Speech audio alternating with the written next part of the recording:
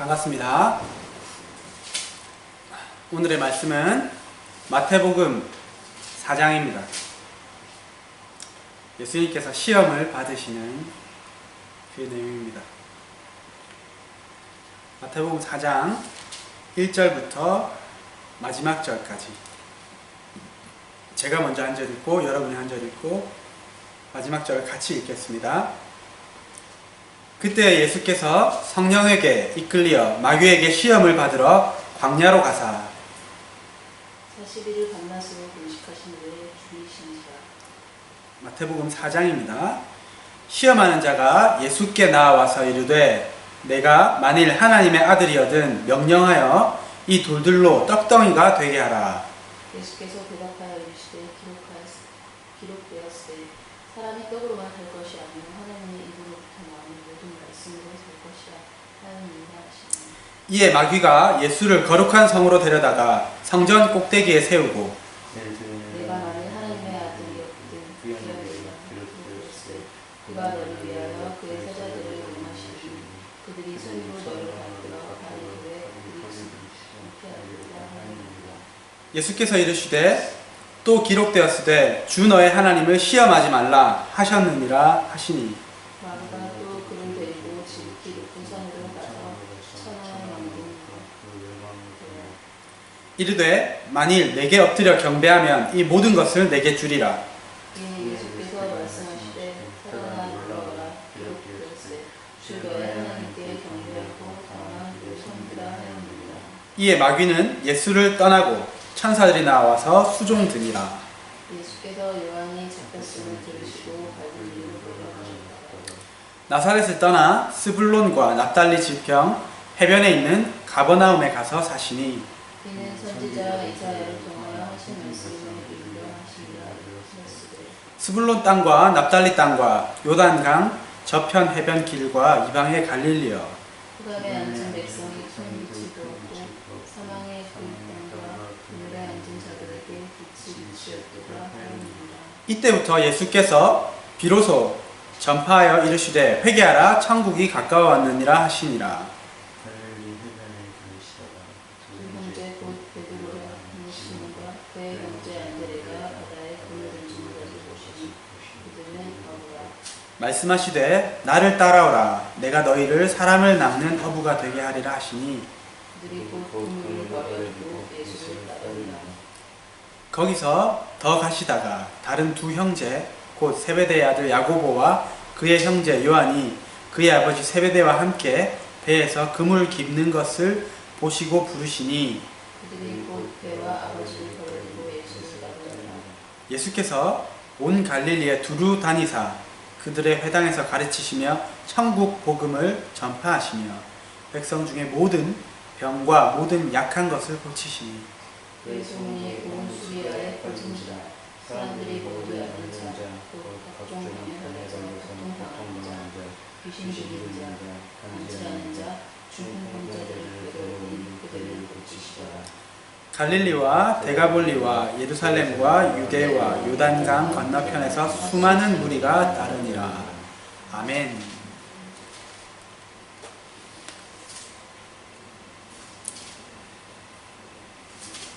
자, 오늘 말씀 마태복음 3장에 앞서서 마태복음 4장에 앞서서 우리 지난 시간에 했던 마태복음 3장에 대해서 한번 기억을 되살려 보겠습니다. 마태복음 3장에서 세례 요한이 유대 광야에서 회개하라 복음 천국이 가까웠느니라 이렇게 외치면서 사람들에게 회개의 세례를 주었습니다. 그래서 예수님께서도 이 세례 요한에게 나오셔서 이 세례를 받으셨습니다. 이 세례 요한의 사역을 통해서 여호와의 길을 예비하는 것에 대해서 지난 시간 말씀을 드렸습니다.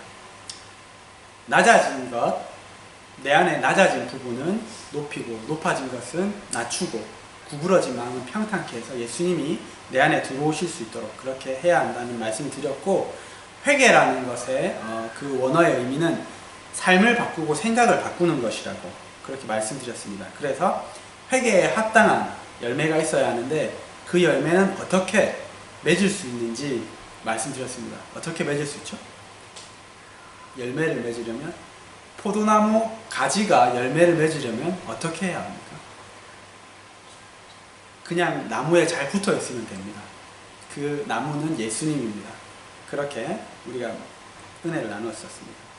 오늘 마태복음 4장은 예수님께서 광야에서 마귀에게 시험을 받으시고 그 시험을 이기시는 장면입니다. 그리고 예수님께서 갈릴리 호수 지역에서 본격적으로 천국 복음을 전파하시면서 병자들을 고치시고, 그리고 첫 번째로 4명의 제자들을 부르시는 내용입니다.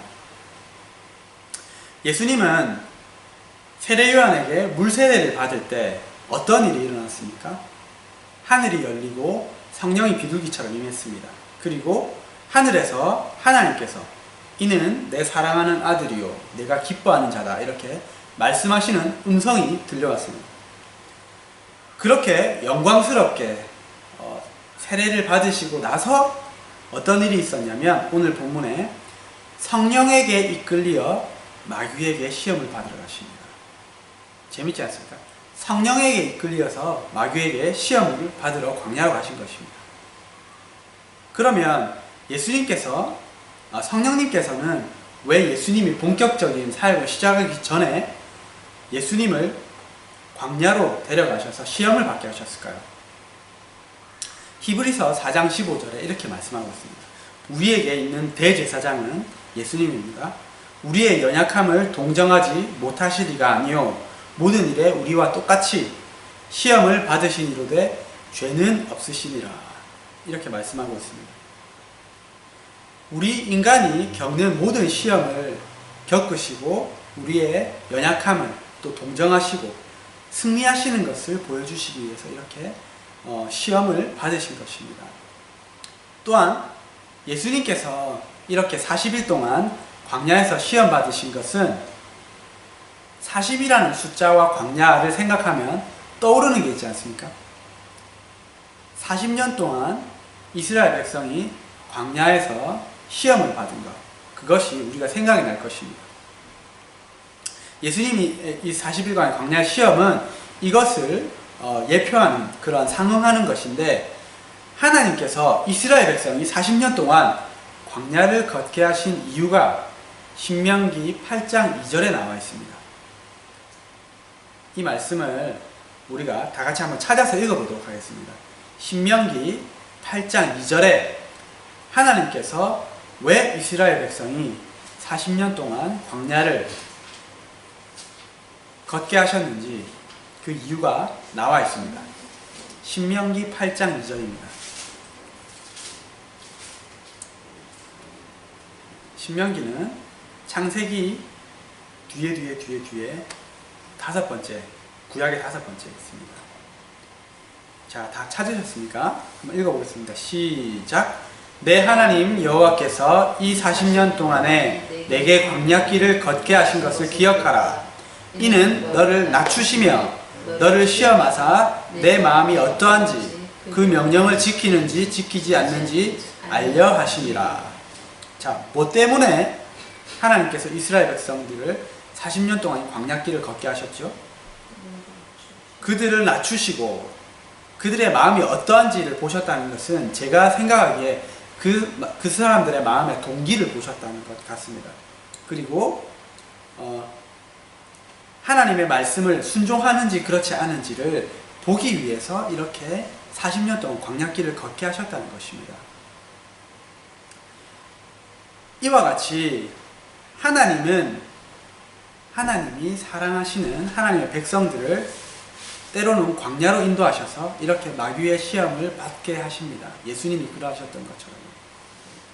특별히 언제 이러한 광야의 시간이 오냐면 하나님께서 특별한 사명을 주시거나 아니면 이 사람을 통해서 어떠한 일을 시작하려고 하실 때 그 광야가 시작되는 경우가 많습니다. 저도 이러한 광야의 시간이 있었습니다. 제가 30살부터 32살까지 약 2년 정도 광야의 시간이 있었는데, 이 시기는 제가 하나님의 부르심을 받고 그리고 그 부르심에 순종하기까지 약 2년의 시간입니다. 이 간증을 제가 전에도 드린 적이 있을 텐데 말씀이 제가 겪었던 일이기 때문에 굉장히 재밌을 겁니다. 제가 30살에 호주에 와서 목사님을 통해서 하나님의 부르심을 받았습니다. 근데 그때 제 꿈과 제 목표는 큰 기업가가 돼서 사업가가 돼서 돈을 많이 벌어서 하나님께 영광을 돌리는 하나님의 일을 하는 그런 사람이 되는 것이었습니다. 그래서 저는 그 하나님의 부르심을 거절하고 제 꿈을 위해서 한국으로 돌아갔습니다. 그때부터 제 삶의 광야가 시작됐는데 제가 참 많은 일들을 겪었습니다. 이 2년 동안. 처음으로 제가 했던 것은 제가 동남아시아 지역에서 한국 상품을 판매하는 그러한 무역업을 하고 싶었습니다. 그렇기 때문에 제가 아시는 선교사님을 도와드리고 또 그곳에서 시장 조사를 할 목적으로 태국에 갔습니다. 그런데 태국에 방콕이나 이런 대도시에 가는 것이 아니라 하나님께서 저를 깐짜나불이라는 작은 그런 지역에 그런 시골 지역에 란야라는 마을에 저를 가게 하셨습니다. 그곳에서 혼자 살면서 굉장히 어렵고 외롭고 힘든 시간을 견뎠습니다. 제가 영성이 그만큼 그 먼 곳에서 혼자 사역을 할 만큼 되지 않았기 때문에 굉장히 지치고 힘들어서 중도에 포기하고 한국으로 돌아왔습니다. 그리고 한국에 돌아와서는 무역을 하고 싶은데 무역에 대한 경험이 없으니까 제가 전공을 하긴 했지만 그래서 무역회사를 취직하려고 정말 많은 곳에 입사 지원했습니다. 근데 이 입사가 안 되는 거예요. 제가 그전에는 꽤 괜찮은 회사에서 마케팅과 머천다이징을 했었는데 그것보다 훨씬 연봉이 낮은 회사들도 다 이렇게 안 되는 겁니다. 그런 상황 가운데서 어렵게 취직을 한 회사가 있었습니다.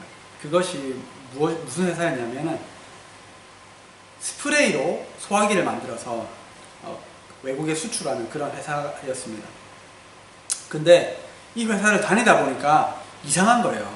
점점 다니면서 알게 된 것이 이 회사가 부도 난 지 몇 년이나 지난 정말 그 사무실 월세도 못 내고 있은 지 몇 년이 지나서 쫓겨날 판이 된 그런 회사였던 겁니다. 거기서 제가 영업을 하면서 심지어 제 돈을 써서 그렇게 영업을 했었습니다. 그러면서 월급은 당연히 한 푼도 못 받고 그렇게 그 회사에서 나오는 그런 쓴 경험을 했습니다. 그리고 또 뭘 했었냐면 제가 호주에 왔을 때 친했던 제 친구 제리와 대만 친구 제리와 함께 한국 옷을 대만에 수출해서 판매하는 그러한 장사를 온라인 쇼핑을 시작했습니다. 근데 이것도 실패했습니다. 결과적으로. 그 다음에 또 뭐 했냐면 제가 한국에서 청년 창업 지원 프로그램이 그 당시에 항상 붐을 이루고 있을 때였습니다. 그 프로그램에 지원을 해서 당선이 됐습니다. 그 아이템이 뭐였냐면 한국에 있는 수많은 그 중고 의류들을 모아가지고 어려운 나라, 동남아시아나 이런 어려운 나라에 수출하는 이 아이템으로 발탁이 돼서 그 일을 하게 됐습니다. 근데 이것 역시 잘 되지 않았습니다. 실패했습니다. 그리고 다시 취업자를 알아봐서 취업을 했는데 이것이 중고차를 수출하는, 한국에 있는 중고차를 다른 나라로 수출하는 그런 일이었습니다. 근데 이 일도 한 3개월 뒤에 해고가 됐습니다. 그 다음에 또 뭘 했냐면 말씀 팔찌라고 해서 이 가죽 팔찌에다가 하나님의 성경 말씀을 새겨가지고 판매하는 그러한 일을 했었습니다. 이러한 장사를 시작했는데 이것도 그렇게 성공적이지 못했습니다. 제가 이 사업에 대한 열정이 좀 남달랐습니다. 어렸을 때부터. 열심히 특심이어서 저는 고등학교 3학년 때 수능 치자마자부터 이제 군고구마 장사를 시작해서 여름이 되면은 해수욕장 가서 닭과 물을 판매하고 이런 것들 정말 계속 했었거든요. 그래서 이것이 저의 사명인 줄 알았고 이것이 제가 갈 길이라 생각해서 정말 열심히 했었습니다. 그런데 이렇게 열심히 했지만은 2년 동안 제가 하는 일마다 다 실패하고 이 일에 연관된 사람들, 제 친한 사람들, 이 사람들도 하나둘 잃기 시작했습니다. 그리고 제가 어려서부터 한 초등학교 들어가기 전부터 이 교회를 다녔던 것 같습니다. 이 모교회, 초등학교 저학년부터 교회를 다녔는데 제가 쭉 자라왔던 이 모교회에서 제가 저의 실수로 그리고 뭐 좀 여러 가지 일들이 있으면서 이 모교회에서 마저 제가 고립되는 그러한 그리고 또 계속 이러한 상황 가운데 제가 자괴감에 빠져서 사람들을 만나기 꺼려하고 이러한 상황 가운데 힘든 시간을 보내게 됐습니다. 정말 제가 이쪽으로 가려고 하면 그 길이 막히고 이쪽으로 가려고 하면 이 길이 막히고 동서남북 사방이 다 막혀서 정말 하늘밖에 볼 수 없게 하나님밖에 의지할 수 없는 그러한 시간을 하나님께서 저에게 주셨습니다. 이런 시간을 겪으면서 제가 하나님한테 참 따지기도 많이 따졌습니다. 하나님, 저는 남들보다 더 열심히 하나님을 섬겼고 이렇게 열심히 일을 했는데 왜 제가 하는 일마다 이렇게 다 안 되고 하나님께서 막으십니까? 그러면서 울고 하나님께 화도 많이 냈습니다, 솔직히. 근데 그때 제가 많이 읽었던 말씀이 이 신명기 8장 2절의 말씀입니다. 이는 나를 낮추시며 나를 시험하사 내 마음이 어떠한지 그 명령을 지키는지 지키지 않는지 알아보려 하심이라. 이 말씀을 이스라엘 백성들이 광야를 통과하는 그 말씀 중에 이 말씀을 참 많이 묵상했었습니다. 왜냐하면 제 삶이 이스라엘 백성이 40년간 그 광야를 통과하는 그 시간과 같았다 이렇게 참 많이 느꼈기 때문입니다. 정말 이 말씀처럼 이 시간을 통해서 하나님께서 높아져 있던 저를 정말 많이 낮추셨습니다. 그리고 하나님께서 저에게 네가 내 말에 순종하는지 그렇지 않은지를 보시는 것을 많이 느낄 수 있었습니다. 그리고 그때 저를 안타깝게 생각했던 것 같아요. 어떤 교회 후배가 저에게 책을 2권을 선물해 줬습니다. 그 책 중에 한 권은 하나님의 타이밍이었고 다른 한 권은 오두막이라는 책이었습니다. 근데 이 하나님의 타이밍이라는 이 책은 어떤 책이었냐면은 이 저자들이 부부인데 이 부부들이 크리스천 상담을 할 때마다 굉장히 어려운 광야의 시간을 겪는 사람들을 상담하게 되는 거예요. 근데 그 저자들도 아마 그 일을 먼저 겪어서 잘 알고 있었던 것 같습니다. 이 사람들이 이렇게 상담하러 올 때마다 이 사람들은 굉장히 심각한데 이 상담을 받는 사람은 항상 마음으로 그리고 미소를 짓는 거예요. 왜냐하면 하나님께서 이 사람을 광야를 걷게 하시고 준비시키는 기간이구나 이걸 알고 있었기 때문에 그 사람을 측은히 여기면서도 이 사람을 향한 하나님의 뜻을 알고 있었기 때문에 웃을 수 있었던 겁니다. 그 책을 읽으면서 참 많이 위로를 받곤 했는데 결국에는 이 시간을 통해서 제가 제 인생을 하나님께 드리는, 제 인생의 키를 하나님께 드리는, 운전대를 하나님께 드리는 그러한 결단을 할 수 있었습니다. 그래서 제가 했던 것은 하나님, 이제 더 이상 제 생각과 제 꿈과 제 뜻대로 제 인생의 방향을 결정하지 않겠습니다. 하나님께서 결정해 주십시오. 무엇을 하기 원하십니까? 제가 그것을 알려주시면 그것을 하겠습니다. 그렇게 한 6개월 정도 기도했습니다.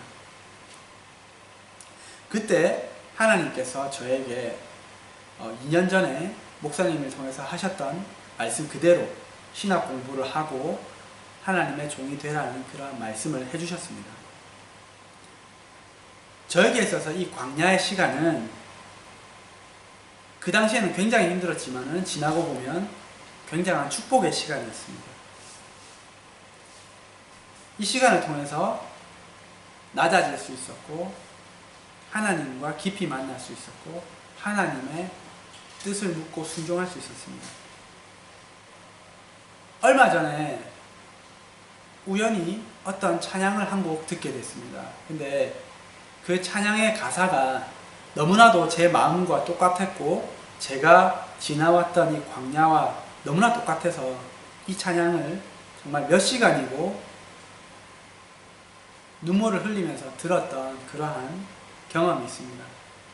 이 찬양의 가사를 좀 읽어드리도록 하겠습니다. 왜 나를 깊은 어둠 속에 홀로 두시는지, 어두운 밤은 왜 그리 길었는지, 나를 고독하게, 나를 낮아지게, 세상 어디도 기댈 곳이 없게 하셨네. 광야에 서 있네. 주님만 내 도움이 되시고, 주님만 내 빛이 되시는, 주님만 내 친구 되시는 광야. 주님 손 놓고는 단 하루도 살 수 없는 곳 광야. 광야에 서 있네. 주께서 나를 사용하시려, 나를 더 정결케 하시려, 나를 택하여 보내신 그곳 광야. 성령이 내 영을 다시 태어나게 하는 곳 광야에 서 있네. 내 자아가 산산이 깨지고 높아지려 했던 내 꿈도 주님 앞에 내려놓고 오직 주님의 뜻만 이루어지기를, 나를 통해 주님만 드러나시기를. 광야를 지나며. 이러한 가사의 찬양이었는데 이 찬양은 His Will 이라는 가수의 광야를 지나며 라는 곡입니다. 꼭 한번 들어보시기를 추천드립니다. 그래서 여러분 중에 만약에 이 광야를 걷고 계신 분이 있다면 저는 축복드리고 싶습니다. 왜냐하면 하나님께서 당신을 특별히 선택하셔서 하나님의 일을 시작하려고 하시기 때문입니다. 이 시간을 지나면서 더욱 낮아지고 하나님과 더 깊이 교제하시고 그리고 내 뜻을 내려놓고 주님 뜻에 순종하는 그것을 배우시기를 축복드립니다.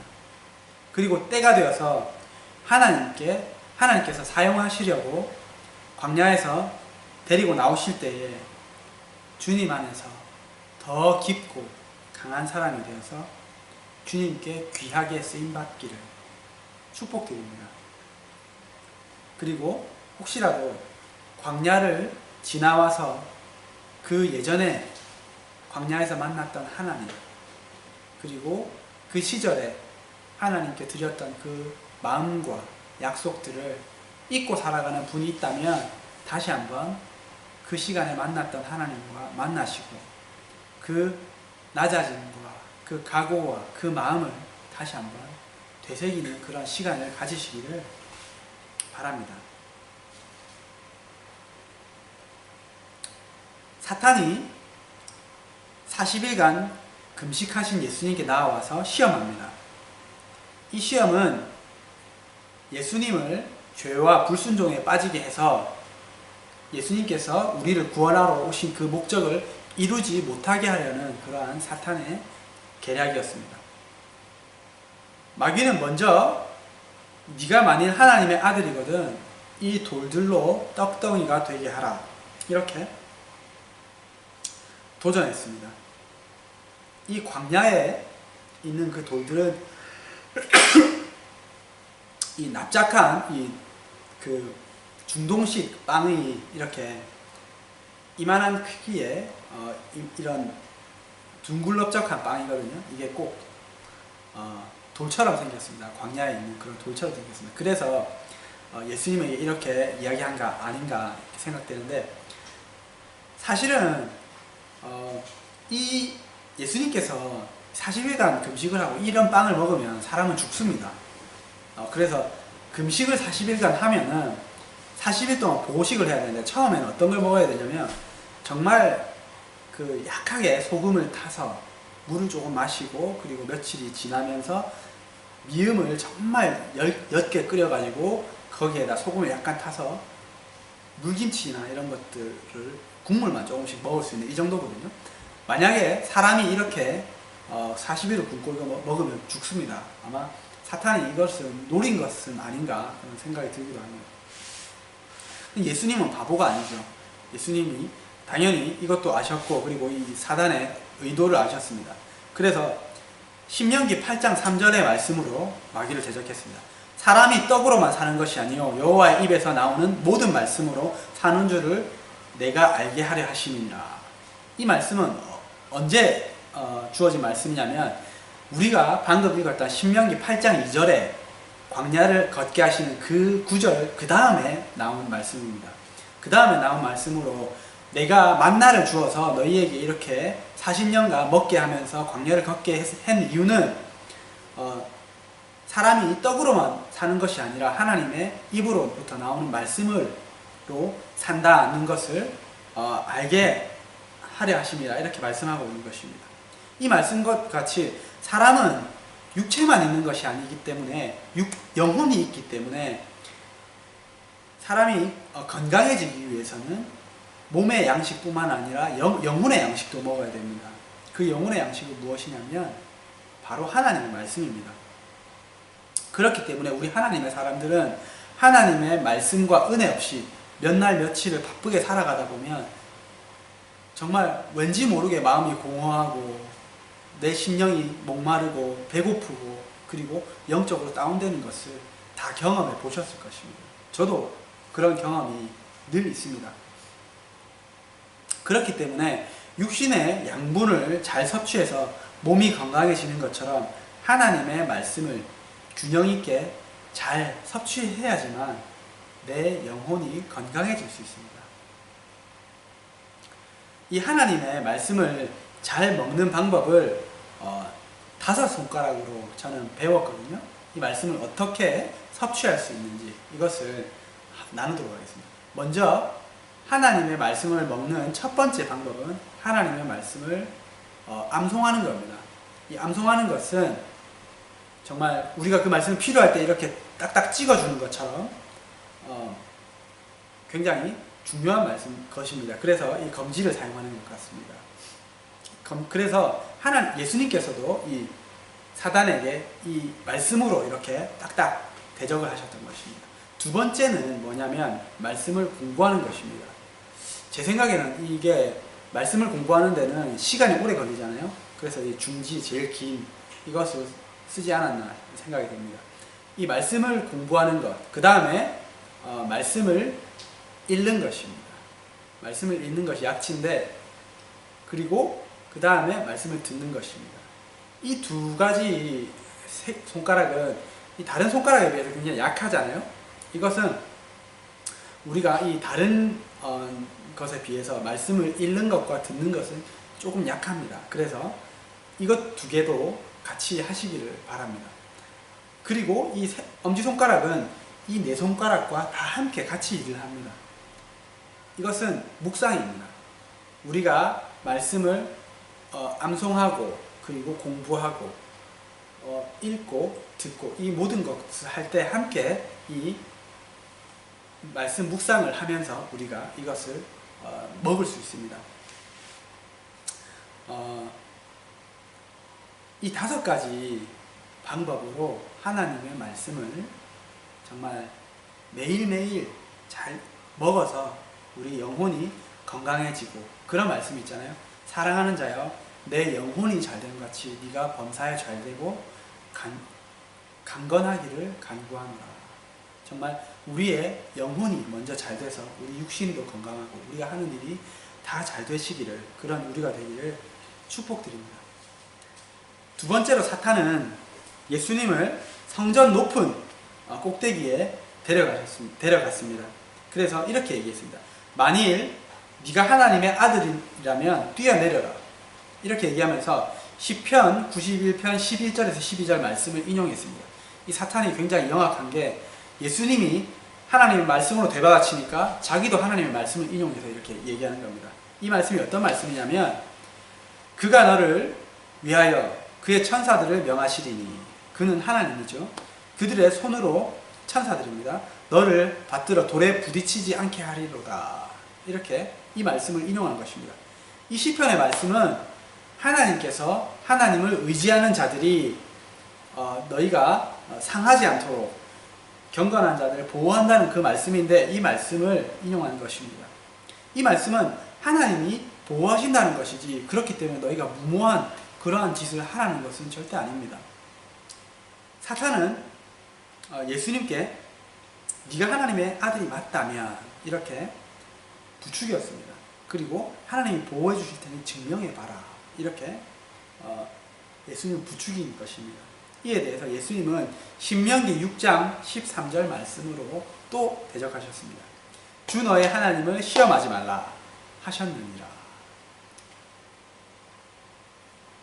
그리고 마지막으로 사탄은 예수님을 높은 산으로 데려가셔서 세상의 모든 나라와 영광을 보여주면서 만약 네가 내게 엎드려 경배하면 이 모든 것을 주겠다 이렇게 유혹했습니다.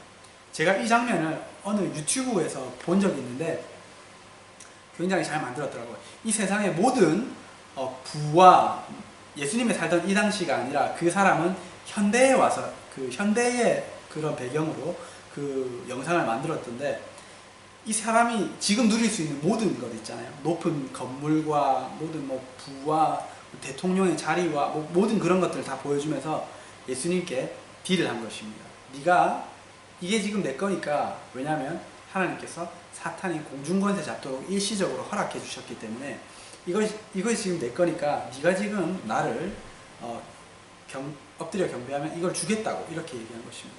근데 예수님이 이것에 넘어갈 분이 아닙니다. 왜냐하면 예수님은 천국의 권세와 영광을 다 누리고 오신 분입니다. 생각해 보십시오. 천국이 이 세상과 비교할 수 있겠습니까? 정말 천국과 비교하면은 이 지구상에서 그나마 천국과 가장 비슷하다고 여겨지는 곳이 뉴질랜드라고 합니다. 그곳에 아무리 그 자연 환경이 아름답고 좋고 파괴되지 않았다 해도 그 천국에 비교할 수 있겠습니까? 천국에서 천사와 그 모든 만물들이 하나님을 찬양하고 경배하는 그것을 받아보신 예수님이 이것에 흔들리지 않았던 것입니다. 이런 것처럼 우리에게 사탄이 이 세상에 썩어진 부와 명예와 이러한 영광으로 우리를 유혹할 때가 있습니다. 그럴 때 우리는 예수님과 똑같이 하늘의 그 영광, 우리가 하늘에서 받을 그 영광을 바라보면서 콧방귀를 끼고 나는 하나님만 섬기고 하나님만 예배할 것이다. 이렇게 맞받아치는 사탄을 물리치는 저와 여러분이 되기를 축복드립니다. 정말로 그런 사람들이 있다고 합니다. 자기 영혼을 팔아서 그렇게 내가 만약 연예인이라면 그렇게 유명세를 타고 그리고 내가 사업가라면 그 사업에 성공하고 그런 사람들이 실제로 있다고 합니다. 어쨌든 우리는 그런 것에 절대 넘어가지 않습니다. 왜냐하면 우리가 누릴 영광과 우리의 모든 그러한 권세는 복은 하늘에 있기 때문입니다. 광야에서 시험을 마치신 예수님은 갈릴리 지역으로 가셔서 복음을 전하고 병든 자를 고치시면서 본격적인 사역을 시작하셨습니다. 예수님은 갈릴리 호수에서 시몬과 안드레 형제가 그물을 던져서 고기 잡으시는 것을 보시고 말씀하셨습니다. 나를 따라오라. 내가 너희를 사람을 낚는 어부가 되게 하리라. 그리고 시몬과 베드로는 예수님의 말씀에 따라서 그물을 버려두고 배를 버려두고 예수님을 따랐습니다. 예수님께서 조금 더 가시다가 또 다른 형제인 야고보와 요한이 아버지와 함께 배에서 그물을 깁고 있는 것을 보셨습니다. 그리고 그들도 똑같이 부르셨습니다. 나를 따라와라. 그때 야고보와 요한도 아버지와 배를 버려두고 예수님을 따랐습니다. 이 말씀이 우리에게 주는 교훈은, 저에게 주셨던 교훈은 예수님을 따르기 위해서 버려야 한다는 것입니다. 이 말씀에 이 4명의 제자들은, 첫 번째 4명의 제자들은 그들의 생업, 그 어부라는 직업과 그리고 가족을 버렸습니다. 그 아버지를 버린 것입니다. 예수님께서 많은 무리가 자신을 따르는 것을 보시고 말씀하셨습니다. 무릇 내게 오는 자가 자기 부모와 처자와 형제와 더욱이 자기 목숨까지 미워하지 아니하면 능히 내 제자가 되지 못하고, 또 말씀하셨습니다. 아버지 어머니를 나보다 더 사랑하는 자는 내게 합당하지 아니하고 아들이나 딸을 나보다 더 사랑하는 자도 내게 합당하지 아니하며.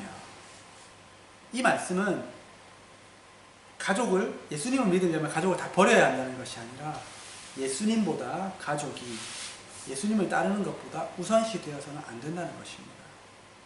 그리고 예수님보다 더 가족을 사랑해서도 안 된다는 것입니다.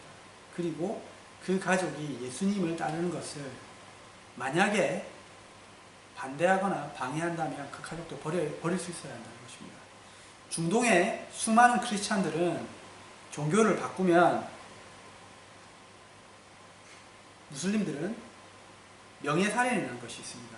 그 가족이, 만약에 딸이, 내 아들이 무슬림에서 기독교인이 됐다 그러면 법적으로 죽일 수 있습니다. 괜찮습니다. 그것이 명예로운 것입니다. 그렇기 때문에 명예살인이라고 합니다.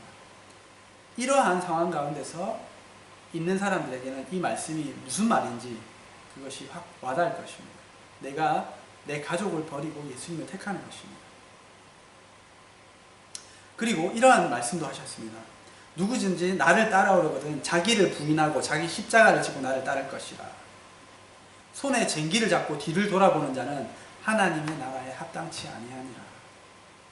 이 말씀은 예수님을 따르기 위해서 내 꿈, 내 자아 실현, 그리고 내가 이 세상에서 가지려고 하는 것들, 이 모든 것들을 다 버려야 한다는 것입니다. 이 말씀을 통해서 예수님을 따르기 위해서 내가 버려야 하는 것이 무엇인지 생각해 보시기 바랍니다. 그리고 그것을 막는 걸림돌이 무엇인지 생각해 보시기 바랍니다. 현대에 있어서 많은 사람들에게 예수님을 따르기 위해서 버려야 하는 것은 일, 그리고 돈, 명예, 지위, 내 자아 실현, 꿈, 가족, 오락, 이런 것이 아닐까 싶습니다. 우리가 이 말씀을 좀 더 구체적으로 내 일상에서 대입해 보면 예수님을 따른다는 것은 무엇입니까? 순간순간 예수님과 동행하는 것입니다. 그리고 예수님의 말씀을 읽고 듣고 기도하고 예수님과 함께 교제 나누는 것입니다. 그것이 예수님의 제자의 삶이고 예수님을 따르는 삶입니다. 그런데 이것을 못하게 하려고 사탄은 굉장히 고단수의 방법을 쓰고 있습니다. 그것은 사람들을 바쁘게 하는 것입니다. busy, B-U-S-Y인데 이것은 being under Satan's yoke입니다. 이것을 한국말로 해석하면 사탄의 멍에 아래 있는 것. 다시 말해서 바쁜 것은 사탄의 멍에 아래 있는 것입니다. 사탄이 우리를 왜 바쁘게 합니까? 우리의 정신을 빼서 다른 것으로 바쁘게 해서 하나님과 교제하지 못하게 하는 것입니다. 예수님을 따르지 못하게 하는 것입니다. 우리가 사탄에게 속기 쉬운 것은 내가 놀 때, 오락을 추구할 때 바쁜 것, 이거는 내가 좀 양심의 가책상 이것은 안 되지. 그렇기 때문에 이 시간에 내가 말씀을 읽고 하나님과 교제해야 되지 않겠나 이렇게 생각합니다. 그런데 이것이 일이나 공부가 될 때는 내가 이 일도 어떻게 보면 하나님을 위해서 하는 건데 이 공부도 하나님을 위해서 하는 건데 이거는 내가 해야 되지 않겠나 이러면서 그걸 합니다. 이것은 사단에게 속고 있는 것입니다. 제가 굉장히 존경하는 목사님이 있는데 그분은 저의 신학교 은사님이십니다. 이분이 제가 볼 때는 참 위대하신 분이거든요. 근데 제가 다녔던 신학교가 굉장히 작고 이름이 없습니다. 그러한 신학교에서 지금 제가 다닐 때만 해도 14년째 가르치고 계셨으니까 지금 거의 19년째 가르치고 계십니다. 그 한 곳에서. 그런데 제가 봤을 때 정말 훌륭한 책도 너무나 많이 집필하시고 제자훈련 시리즈도 집필하시고 충분히 더 유명하고 큰 신학교에서 강의를 하실 수 있는 역량이 충분히 되는 분인데 왜 저분이 여기서 이렇게 이름도 없이 빛도 없이 강의를 하고 계실까 그런 생각을 많이 해보았습니다. 그런데 제가 배운 것이 있습니다. 이분이 이 시간을 이 에너지를 하나님과 교제하는 데 쓰시고 집필하는 데 쓰시고 이런 것에 더 쓰시는구나 하는 것을 배웠습니다. 우리는 사회에서 제가 그런 사람이었습니다. 열심히 특심인 사람이라서 남들이 100%를 할 때 나는 120%를 해야 한다. 잠을 자지 않고 그렇게 열심히 살아야지만 성공한다. 그렇게 배웠습니다. 근데 지금은 그것이 아니라는 것을 깨달았습니다. 100%를 노력하면 언제 하나님과 교제하고 언제 하나님께 기도하고 언제 하나님의 말씀을 봅니까? 아침에 7시에 출근해서 저녁에 8시에 퇴근하는 삶을 살면 언제 하나님과 교제하고 가족들과 시간을 보냅니까? 이것은 우선순위의 문제입니다. 내가 만약에 하나님을 더 우선순위에 두고 있다면 그것을 포기해야 되는 것입니다. 내 일하는 시간을 줄여야 됩니다. 그러면 내가 승진이 될 수 없는데요. 승진을 포기해야 됩니다. 그러면 내가 돈을 더 많이 벌 수 없는데요. 돈을 포기해야 됩니다. 돈을 포기하고 승진을 포기하고 명예를 포기하고 하나님을 선택해야 됩니다. 제가 결혼하기 전에 저희 회사에 팀장으로 근무하고 있을 때 이렇게 말씀드렸습니다. 저희 회사에 팀장으로 있는 사람들에게 굉장히 요구하는 것이 많습니다. 어느 회사가 그렇든 똑같이 특별히 한국 회사였기 때문에 더 그랬습니다.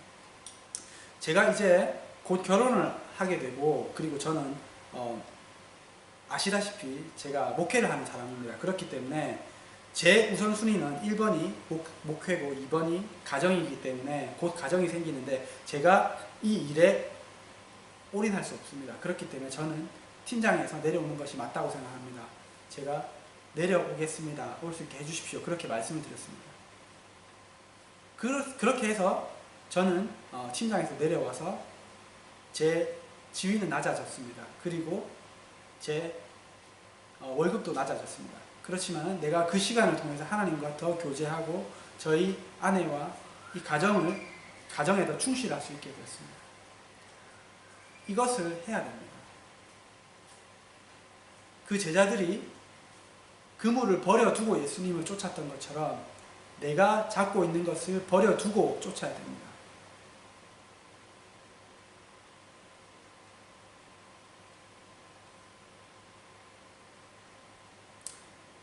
제가 지금 호주에 살고 있는데 제가 다음 달에 한국으로 이민을 가서 영원히 한국에서 산다고 한번 가정을 해보겠습니다.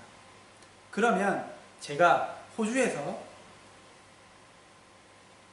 지금 막 열심히 일을 해서 집을 사고 땅을 사고 투자를 하고 그리고 교육을 받고 좋은 직업을 잡으려고 막 애를 쓰고 이것이 의미가 있습니까? 당장 다음 달에 한국 가서 영원히 살 건데 없습니다. 제가 만약에 지혜로운 사람이라면 한국에 집 사고 한국에 땅 사고 한국에서 어떻게 하면 더 잘 살 수 있는지 그것을 연구하는 그렇게 해야지 지혜로운 사람이지 않겠습니까? 마찬가지입니다. 이 세상 나라는 잠깐입니다. 우리가 영원히 살 곳은 천국입니다. 시간으로 비교하자면 우리는 이 세상에 1초에 살고 하나님의 나라에서 1만 년을 살 것입니다. 여러분은 어디에 투자하는 것이 더 현명하다 생각하십니까? 하나님의 나라에 투자하는 그러한 현명한 저와 여러분이 되시기를, 그래서 이 세상의 가치를 내려놓을 수 있는 여러분이 되시기를 축복드립니다. 그렇다고 해서 제가 여러분이 생업을 다 포기하고 지금 하고 있는 일을 다 그만두고 하루 종일 성경을 읽고 기도하라는 것이 아닙니다. 그 일도 하나님께서 주신 것이기 때문에 열심히 해야 될 것입니다. 그렇지만은 그것이 우선순위가 하나님을, 예수님을 따르는 것보다 우선되어서는 안 된다는 것입니다. 그리고 내가 그것을 하는 목적도 하나님께 영광을 돌리기 위해서이고 하나님을 위해서 하는 것이 되어야 될 것입니다. 그리고 할 수 있다면 그 시간을 줄여서 하나님과 교제하시기를 축복드립니다. 주님을 따르기 위해서 이렇게 포기하면 예수님께서 주신다고 약속하셨습니다. 뭐라고 하셨냐면 하나님의 나라를 위하여 집이나 아내나 형제나 부모나 자녀를 버린 자는 현세의 여러 배를 받고 내세의 영생을 받지 못할 자가 없느니라. 이렇게 말씀하셨습니다. 그것을 포기하면 하나님이 안 주실 것 아닙니다. 하나님께서 우리의 아버지 되시는데 내 필요를 더 잘 아십니다. 그래서 하나님께서 필요한 것을 다 주십니다. 그리고 내세의 영생도 주십니다. 이러한 말씀을 정말 주님의 말씀으로 받아들이고 이 제자들과 같이 버리고 포기할 줄 아는 그러한 우리가 됩시다. 자, 우리가 이 말씀대로 살기 위해서 힘이 필요합니다. 성령님의 도움이 필요합니다. 그렇기 위해서 우리가 기도를 드렸으면 좋겠습니다. 우리에게 광야의 시간을 하나님께서 주시는데 이 광야의 시간을 걷고 있는 자들이 있다면 정말 그 시간에 힘들고 어렵지만 축복된 시간입니다. 그 시간을 감사하시고 그 시간을 통해서 더 낮아지고 하나님과 깊이 만날 수 있기를, 그리고 하나님의 뜻에 순종할 수 있기를 그렇게 기도하시기 바랍니다. 그리고 광야를 지나온 분이 있다면 그 광야에 만났던 하나님을 다시 한번 잊고 있었던 그 시간, 그 낮아짐, 그 하나님과의 친밀함을 다시 한번 회복할 수 있는 기도를 드리시기 바랍니다. 또한 예수님을 따르기 위해서 내가 포기해야 한다고 하나님께서 말씀하시는 것들이 이 시간에 있다면 그것을 포기할 수 있는 힘을 달라고 그렇게 기도드리시기 바랍니다.